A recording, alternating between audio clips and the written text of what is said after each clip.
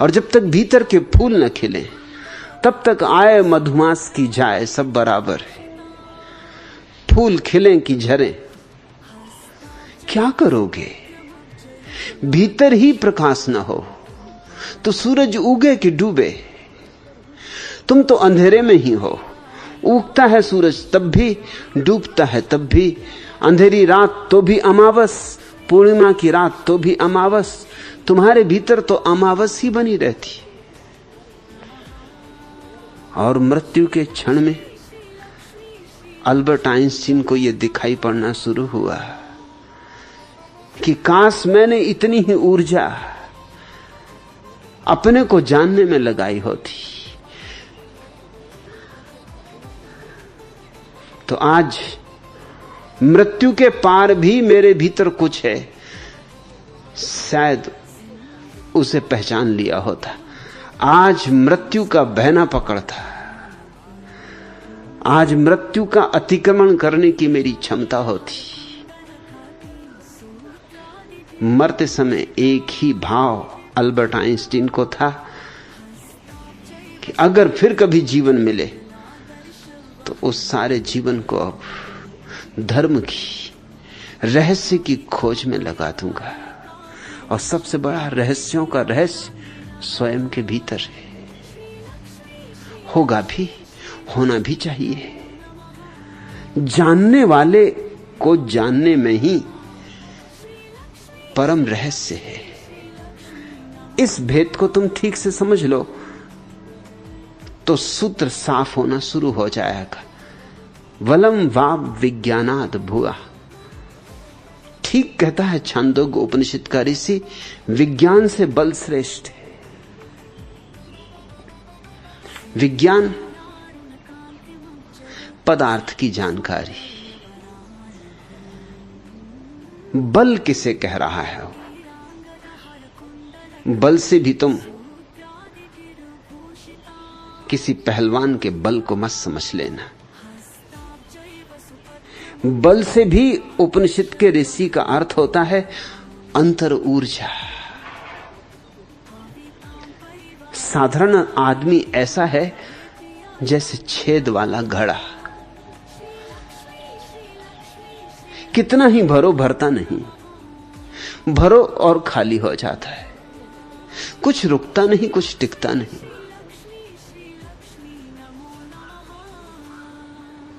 एक सूफी फकीर के पास एक युवक ने आके कहा कि बहुत बहुत संतों के पास गया हूं, लेकिन जिसकी तलाश है वो नहीं मिलता। अब आखिरी आपके द्वार पर दस्तक दी, बस हताश हो गया हूं। बहुत लोगों ने आपकी तरफ इशारा किया, बड़ी लंबी यात्रा करके, बड़े दूर देश से आता हूं, निराश न भेज देना। और ये मेरा अंतिम प्रयास है। कुछ होना हो तो हो जाए, न होना हो तो न हो, बस मैं हार गया हूं। उस फकीर ने कहा, जरूर होगा, क्यों नहीं होगा, लेकिन एक छोटी सी शर्त पूरी करनी पड़ेगी। शर्त बहुत छोटी है। उस युवक ने कहा, मैंने बड़ी बड़ी शर्तें पूरी की। किसी ने योग सिखाया, सिर के बल खड़ा किया तो खड़ा रहा। किसी ने मंत्र पढ़वाए तो वर्षों मंत्र दोहराता रहा। किसी ने उपवास करवाए तो उपवास किए, भूखा मरा। जिसने जो कहा वही किया। ऐसी कौन सी शर्त होगी जो मैंने पूरी नहीं की? तुम भी अपनी छोटी शर्त कह दो, जरूर पूरी करूंगा। उस फकीर ने कहा, ये सब बड़ी बड़ी बातें, ये मुझे नहीं करनी। बहुत छोटी शर्त है, अभी मैं कुएं पे पानी भरने जा रहा हूं, बस तू इतना करना कि जब मैं पानी भरूं तो बीच में बोलना मत, चुपचाप खड़े रहना। इतना अगर संयम तूने रख लिया तो बस बहुत है, फिर आगे का काम मैं संभाल लूंगा, इतना तू कर ले। उस युवक ने सोचा कि मैं भी किस आदमी के पास आ गया हूं। बड़े तंत्र साधे, मंत्र साधे, यंत्र साधे, और ये पागल मालूम होता है। ये कुएं पे पानी भरेगा तो भर मजे से, मेरा क्या बनता बिगड़ता है, मैं क्यों बोलूंगा। लेकिन उसे पता ना था। कुएं पे पानी भरना तो दूर, जब फकीर ने अपनी बाल्टी उठाई और रस्सी उठाई तभी उसके भीतर बड़े झंझावात उठने लगे। लेकिन अपने को संभाला, याद रखा कि उसने कहा कि बोल नहीं मत, मगर न रहा जाए। फिर भी अपने पर संयम रखा। पुराना संयमी था, लंबा अभ्यासी था। अपनी जवान को कस के पकड़े रहा, ओंठों को बंद रखा, इधर उधर देखा कि देखो ही मत। न देखोगे न प्रश्न उठेगा। और थोड़ी ही देर की बात है, कुएं पे फकीर पहुंचा। उसने बाल्टी में रस्सी बांधी। युवक यहां वहां देखे। फकीर ने कहा यहां वहां देखने की जरूरत नहीं, जो मैं कर रहा हूं उसको देख और चुपचाप खड़ा रहे, बोलना मत, प्रश्न उठाना मत। इतनी शर्त तू पूरी कर देना, बाकी मैं सब कर लूंगा। युवक को देखना पड़ा, मगर उसकी बेचैनी तुम नहीं समझ सकते, उसकी मुसीबत तुम नहीं समझ सकते। जो देख रहा था उसे देख के बिना बोले रहा न जाता था। फकीर ने रस्सी बांधी, बाल्टी कुएं में डाली, बड़ा हिलाया डोलाया बाल्टी को, बड़ा शोरगुल मचाया कुएं में। पानी में डूबी रही बाल्टी तो भरी हुई मालूम पड़ी, फिर खींची तो खाली की खाली आई। फिर दोबारा डाली, संयम टूटने लगा युवक का। जब तीसरी बार बाल्टी डाली, युवक ने कहा ठहरो, भाड़ में गया ब्रह्म ज्ञान। इस बाल्टी में पैंदी ही नहीं है और तुम पानी भरने चले हो। आखिर संयम की भी एक हद होती, कब तक साधू। और ये संयम तो ऐसा है कि जन्म जन्म बीत जाएंगे, पानी भरने वाला नहीं, ये बाल्टी खाली रहने वाली है। और तुमने मुझसे वचन लिया है कि जब तक पानी न भर लूं बोलना मत। मैं तो बोलूंगा और तुमसे कह देता हूं कि तुमसे क्या खाक मुझे मिलेगा। अभी तुम्हें खुद ही ये पता नहीं है कि बिना पैंदी की बाल्टी में पानी भरने चले हो, तुम क्या मुझे ब्रह्म ज्ञान दोगे। फकीर ने कहा बात खत्म हो गई, नाता रिश्ता टूट गया, शर्त ही खत्म हो गई। जब तू छोटा सा भी काम पूरा ना कर सका, अरे बस ये आखिरी बार था, 3 बार का मैंने तय किया था, मगर तू चूक गया। 3 ही बार पूरे न हो पाए और तनु संयम छोड़ दिया। रास्ते पे लग अपनी।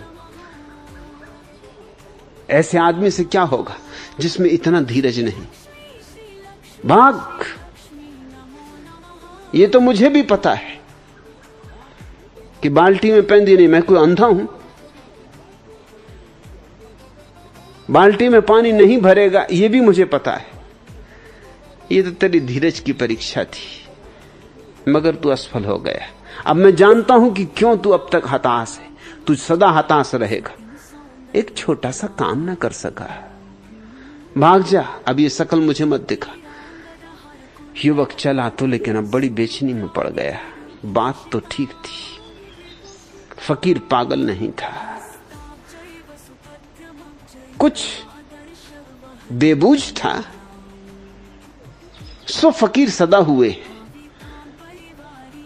फकीर और बेबूझ ना हो तो क्या खाक फकीर।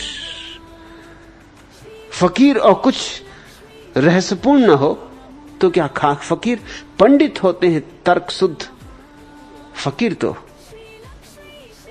तर्क शुद्ध नहीं होते, रहस्यमय होते, पहेली की तरह होते। मैंने भी क्या चूक कर दी, ये जरा सी देर और रुक जाता। जरा सी देर की बात थी और पता नहीं ये आदमी क्या जानता हो। जानता जरूर होगा, क्योंकि ऐसी परीक्षा मेरी किसी ने कभी ली भी न थी। रात भर सो न सका, सुबह ही उठ के पहुंच गया, अंधेरे अंधेरे पहुंच गया। फकीर के द्वार पर सिर पटक के पड़ रहा और कहा कि मैं हटूंगा नहीं यहां से, मुझसे भूल होगी, मुझे क्षमा कर दो, एक अवसर और दो। फकीर ने कहा क्या भूल हो गई। उसने कहा यही कि मुझे क्या लेना था, दिखता था मुझे कि बिना पेंदी की बाल्टी में पानी भरेगा नहीं। मुझे बोलना नहीं था, चुप खड़ा रहता। वायदा किया था, पूरा करना था, मैं वायदे से च्युत हुआ। फकीर ने कहा अगर इतना तुझे दिखाई पड़ गया कि बिना पेंदी की बाल्टी में पानी नहीं भरता, तो मैं तुझसे ये कहना चाहता हूं कि तेरे भीतर भी पेंदी नहीं है, इसलिए ऊर्जा इकट्ठी नहीं होती। ऊर्जा इकट्ठी न हो तो तू कैसे ब्रह्म को जानेगा? ब्रह्म को जानने के लिए ऊर्जा चाहिए, ऐसी ऊर्जा कि ऊपर से बह उठे। अतिरेक चाहिए। ऊर्जा के अतिरेक को बल कहा है छांदोग्योपनिषद ने। ऐसी ऊर्जा चाहिए कि तुम संभाल ना सको, तुम्हारे ऊपर से बहने लगे।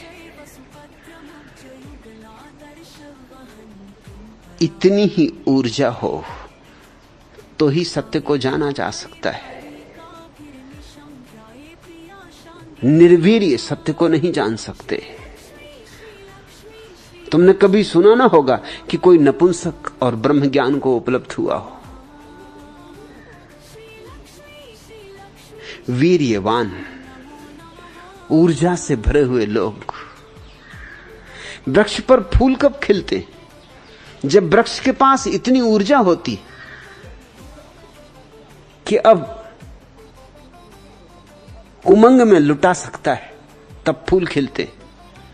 अगर वृक्ष को ठीक खाद न मिले, ठीक जल न मिले, रोशनी न मिले, फूल ना आएंगे।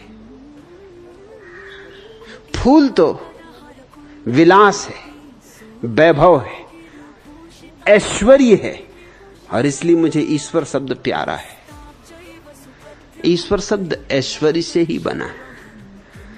ईश्वर को ही वे ही लोग जान पाते हैं जिनके भीतर इतनी ऊर्जा होती कि जैसे वृक्षों की ऊर्जा फूल बन जाती,